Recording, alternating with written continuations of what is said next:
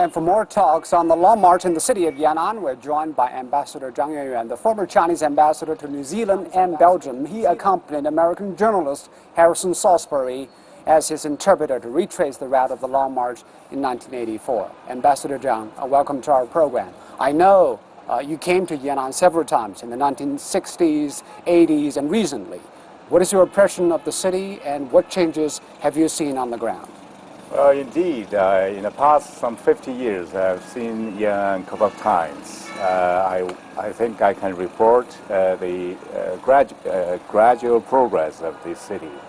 But last time I was here, the city was on the verge of booming. But in the last couple of days, I was showing the new city of Yan'an. I have to say, I was so impressed by the beautiful layout of the city. I think as China's urbanization process is going on, Yan'an is also entitled to a faster progress in the direction of progress into modern times. But it takes both the hardware and the software to make the city successful. And also I have to mention that Yan'an is not just another city of China. There are many cities that have these very important ingredients of what they call the red culture, a culture of the Chinese Revolution.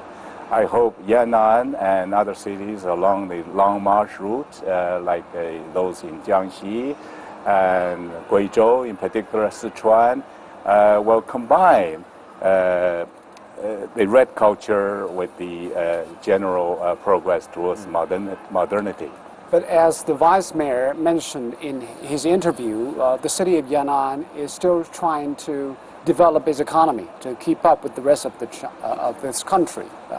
What do you think is the right development mode for the city like Yan'an, which is located in the west, which is not developed as the coastal areas? I think it is inevitable that cities like Yan'an must develop its service industry. In addition to agriculture and industry. What I want to point out in particular is that this red tourism, red culture, is a strong point, is a strong strength of cities like Yan'an. And I hope they can take a greater advantage of this uniqueness in developing their economy.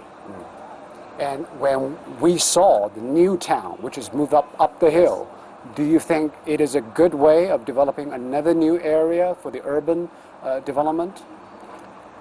I think I'm still thinking about that question. You know, I think the city, there are so many cities in China that they're looking for ways to get their cities on the map and to develop their cities in a fast way. I just want to hope Yan'an's exploration or exploitation will continue in this ongoing and continuous process of China's modernization. Of course. Thank you, Ambassador.